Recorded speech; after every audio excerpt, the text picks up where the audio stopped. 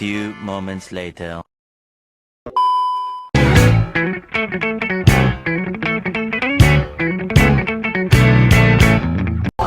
Halo guys, kami dari kelompok 11 dan kita lagi berada di Pantai Sodong dan kita mau ngapain di sini guys? Praktikum dasar-dasar oceanografi. Nanti kelompok kita ya. Dadah. Baik, di kesempatan kali ini saya akan menjelaskan acara pertama yaitu pasang surut. Pasang surut menggunakan alat yang bernama PLSA, merupakan alat untuk mengukur kedalaman air. Biasanya alat ini digunakan untuk mengetahui seberapa dalam air di suatu tempat, terutama di laut. Cara kerja: 1. Penentuan lokasi. Meletakkan PLSA di lokasi yang ingin diukur tingkat airnya. 2. Skala pengukuran, menunjukkan tinggi air dalam satuan tertentu seperti cm atau meter. 3. Pengamatan, melihat di mana air menyentuh permukaan alat pengukur. 4. Pembacaan, setelah menemukan titik di mana air menyentuh skala, baca nilai yang sesuai tingkat tinggi airnya.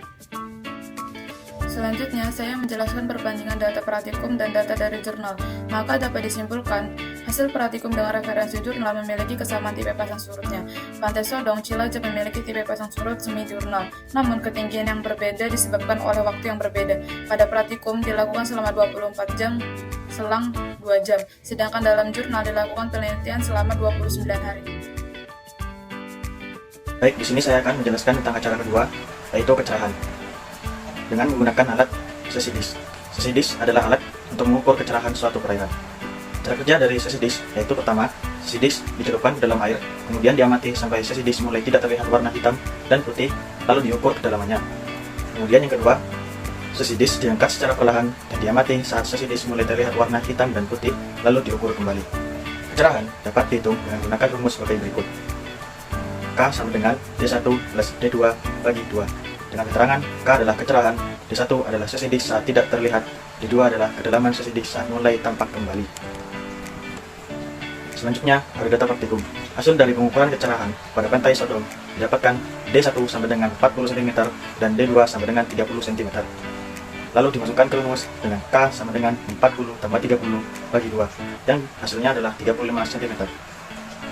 Data jurnal. Data yang diperoleh pada jurnal menunjukkan nilai 4,5 sampai 31,5 meter dengan nilai rata-rata 19 kurang lebih 9,43 meter. Kecerahan sangat tergantung oleh intensitas penyinaran matahari, proses absorpsi, dan kandungan materi suspensi. Perbandingan data praktikum dan jurnal.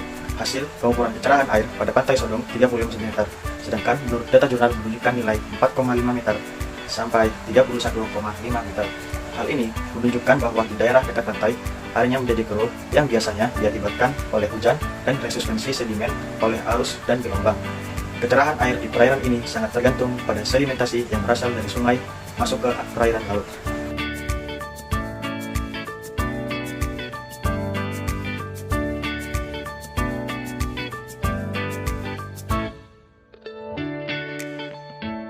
Cara 4, salinitas air, yaitu mengukur suatu kadar garam suatu perairan. Alat yang digunakan yaitu refraktometer. Cara kerja refraktometer yaitu yang pertama melakukan kalibrasi. Kalibrasi dilakukan menggunakan cairan Aquades agar hasil yang didapatkan akurat. Saat ditetesi Aquades, pastikan angka ukur yang di dalam refraktometer tidak berubah warna atau 0. Setelah dicek, bersihkan plat yang ditetesi Aquades tadi dengan tisu. Lalu tetesi ulang dengan sampel air laut yang diambil menggunakan pipet tetes. Dan jika pada refraktometer angka ukur yang dilihat berubah menjadi warna biru, maka itulah hasilnya. Pastikan saat menggunakan refraktometer diarahkan pada cahaya matahari. Setelah dilakukan pengecekan salinitas air laut Pantai Sodong pada refraktometer, hasil yang didapatkan oleh kelompok kami sebesar 30 ppt. Lalu kami bandingkan dengan jurnal kualitas perairan di daerah pesisir Pulau Ujung Perling, dan hasil yang kami bandingkan dengan hasil jurnal yang kami peroleh adalah hampir sama. Pada jurnal sebesar 30,1 sampai 32 ppt, sedangkan pada hasil yang kami peroleh sebesar 30 ppt.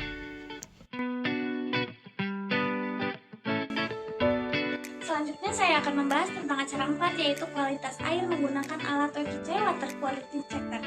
WQC adalah proses pengambilan contohnya cair, padat, dan gas. Merupakan tahap awal dari sebuah pengujian atau pemantauan yang harus dilakukan oleh personil laboratorium pengujian. Tahapan ini sangat menentukan kualitas pengujian parameter selanjutnya. Cara kerja penggunaan alat WQC pada kualitas air melibatkan beberapa langkah dasar. Yang pertama, kalibrasi. Sebelum digunakan, alat WQC perlu dikalibrasi agar memberikan hasil yang akurat. Yang kedua, persiapan sampel. Sampel air yang akan diuji perlu disiapkan dengan benar. Yang ketiga, pengukuran parameter. Alat WQC dapat mengukur berbagai parameter kualitas air. Yang keempat, mendefinisikan hasil. Setelah pengukuran selesai, hasilnya perlu didefinisikan. Ini dapat dilakukan dengan membandingkan hasil yang diperoleh dengan jurnal. Yang keenam, perawatan dan kalibrasi rutin. Pada acara 4 kali ini, kelompok kami telah melakukan praktikum lapangan di Pantai Sodong Cilacap. Hasil akhir yang kami dapatkan yaitu 8,10. Setelah memperoleh data dari lokasi tersebut, kami membandingkannya dengan jurnal yang berjudul Kajian Kualitas Air Laut dan Dosis Cesium 137 pada biota di Pantai Gosong, Kalimantan Barat sebagai calon tapak PLTN. Namun, hasil yang kami peroleh tidak sesuai dengan jurnal tersebut. Pada penjelasan di jurnal disebabkan karena terjadi pembukaan lahan dan penambangan liar yang berada di hulu sungai raya yang bermuara di Pantai Gosong. Perubahan dalam konsentrasi PDS dapat berbahaya karena akan menyebabkan terjadinya perubahan salinitas, perubahan komposisi ion-ion, dan toksisitas pada masing-masing ion. Selanjutnya ada acara 5 mengenai penggunaan GPS. Pada acara 5 ini kita menggunakan alat dan bahan. Yang pertama ada GPS, lalu ada alat tulis dan alat dokumentasi. Selanjutnya ada acara kerja pada acara kelima. Yang pertama, pastikan bahwa baterai terpasang dengan benar. Lalu, cari lokasi yang lapang agar GPS mendapatkan sinyal satelit. Biasanya, ikon satelit akan muncul setelah GPS menangkap sinyal dengan cukup. Lalu, gunakan tombol panah untuk berpindah ke berbagai halaman yang menampilkan informasi yang berbeda. Pada praktikum acara 5 ini, kita menggunakan GPS dengan merek Garmin. Pada acara 5 ini, kelompok 11 telah melakukan praktikum lapang di Pantai Sodong Cilacap, dan setelah memperoleh data dari lokasi tersebut, kami membandingkannya dengan jurnal yang berjudul Application of Science and Technology for Regional Development, Improving the Quality of Ornamental Fish Production with a Concentration of Oil Alternative to Sustainable Fishing Gear dari Politeknik Pertanian Negeri Pangkajene, Kepulauan, Makassar, Indonesia tahun 2023.